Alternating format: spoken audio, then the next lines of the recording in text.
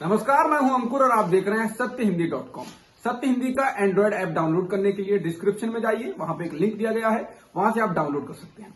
अब एक नजर डाल लेते हैं अब तक की खबरों पर। चुनाव आयोग आज 5 राज्यों में चुनाव की तारीखों का ऐलान करेगा। इन राज्यों में पश्चिम बंगाल, केरल, तमिलनाडु, असम और पुडुचेरी शामिल हैं। माना जा रहा है कि अप्रैल मई के बीच में इन राज्यों में चुनाव संपन्न हो सकते हैं। इन राज्यों में चुनाव के लिए माहौल पहले ही गर्मा चुका है। आयोग नई दिल्ली स्थित चुनाव आयोग के कार्यालय में शाम 4:30 बजे प्रेस कॉन्फ्रेंस करेगा। कोरोना वायरस के संक्रमण के बाद बिहार में चुनाव कराए गए थे और इस दौरान काफी सावधानियां बरती गई थी। इन राज्यों के चुनाव में भी सोशल डिस्टेंसिंग, सैनिटाइजर के इस्तेमाल को लेकर आयोग कुछ निर्देश दे सकता है।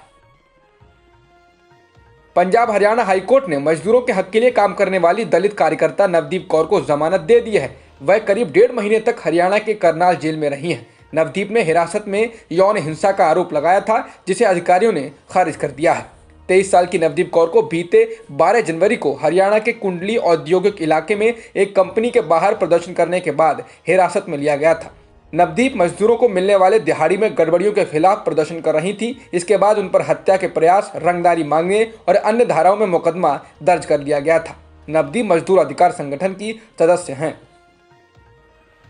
देश के सबसे अमीर व्यक्ति मुकेश अंबानी के घर एंटीलिया के पास से मिली संदिग्ध कार मामले में बड़ा खुलासा हुआ है। मुंबई क्राइम ब्रांच की जांच में यह बात सामने आई है कि अंबानी के घर के पास जिस स्कॉर्पियो कार से जिलेटिन की छड़ें बरामद हुई थी, वह चोरी की है। इस कार को मुंबई से सटे विक्रोली से 8 दिन पहले चोरी किया गया था। मुंबई क्राइम ब्रांच अब आरटीओ की मदद से इस गाड़ी के मालिक तक पहुंचने की कोशिश कर रही है। इस स्कॉर्पियो कार से क्राइम ब्रांच को एक चिट्ठी भी मिली है, जिसमें मुकेश अंबानी एवं उनके परिवार को धमकी दी गई है। चिट्ठी में लिखा है, ये तो अभी ट्रेलर था, आगे देखते रहिए होता है क्या।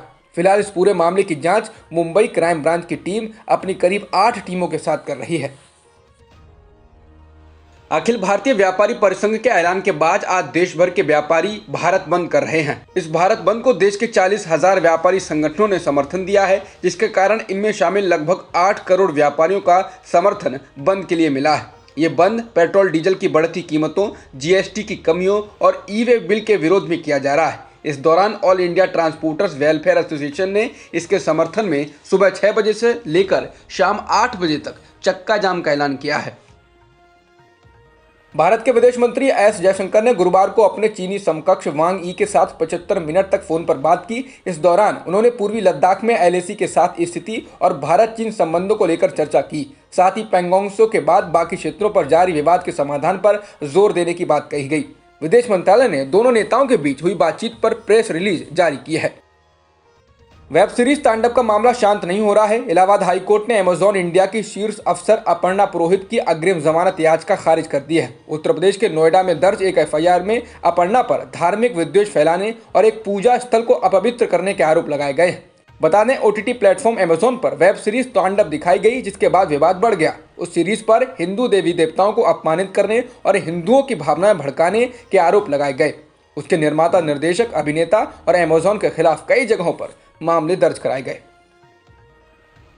यूपी की योगी सरकार द्वारा कथित लव जिहाद विधेयक को सदन से पारित कराकर कानूनी अमली जामा पहनाने के बाद अब हरियाणा सरकार भी इस कानून को लेकर विचार कर रही है। हरियाणा सरकार के गृह मंत्री अनिल विज ने कहा है कि आने वाले सत्र में यूपी सरकार की तर्ज पर विधानसभा में गैर कानूनी धर्मांतरण विधेयक पेश किया जाएगा। उन्होंने कहा कि हमने लव जिहाद विधेयक तैयार कर लिया है, आने वाले बजट सत्र में ये विधानसभा में पेश किया जाएगा। केंद्र सरकार ने दिल्ली हाईकोर्ट में समलैंगिक वैवाहिक संबंधों का विरोध किया है। केंद्र सरकार ने कहा है कि भारत में एक विवाह आवश्यक रूप से पुराने रीति रिवाजों, प्रथाओं, सांस्कृतिक लोकाचारों और सामाजिक मूल्यों पर निर्भर करता है और इन मान्यताओं के लिहाज से समलैंगिकों के बीच वैवाहिक संबंधों की इजाजत नहीं दी जा सकती है। केंद्र ने कहा कि भारत में कानून और पारिवारिक मान्यताएं सिर्फ एक पुरुष और एक महिला की शादी को मान्यता देती हैं। धारा 377 को भले ही कोर्ट के आदेश के बावजूद अपराध के दायरे से बाहर कर दिया गया हो, लेकिन समलैंगिक लोग वैवाहिक संबंध अपने मूल अधिकार होने का दावा नहीं कर सकते। भारत में एक दिन में 16,577 कोरोना संक्रमण के नए मामले दर्ज किए गए हैं और 120 लोगों की मौत हुई है। इसके साथ ही देश में कुल संक्रमितों का आंकड़ा 1,10,63,000 के पार हो गया है और मृतकों की संख्या 1,56,000 से अधिक हो चुकी है। फिलहाल एक्टिव मामले 1,56,000 के करीब हैं। इसके अलावा देश भर में अब तक कुल 1,34,72,000 से अधिक लोगों को कोरोना वैक्सीन लगाई जा चुकी है। अमेरिका ने सीरिया में ईरान समर्थित मिलिशिया के ठिकानों पर हवाई हमले किए हैं। यह हमला इराक में अमेरिकी ठिकानों पर किए गए रॉकेट हमलों की प्रतिक्रिया बताया जा रहा है।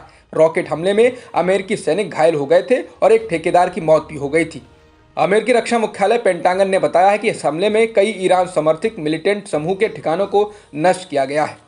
अब तक की खबरों में इतना ही। बाकी खबरों के लिए बने रहिए सत्यहिंदी.com के साथ। सत्य हिंदी का ऐप डाउनलोड करें गूगल प्ले स्टोर पर।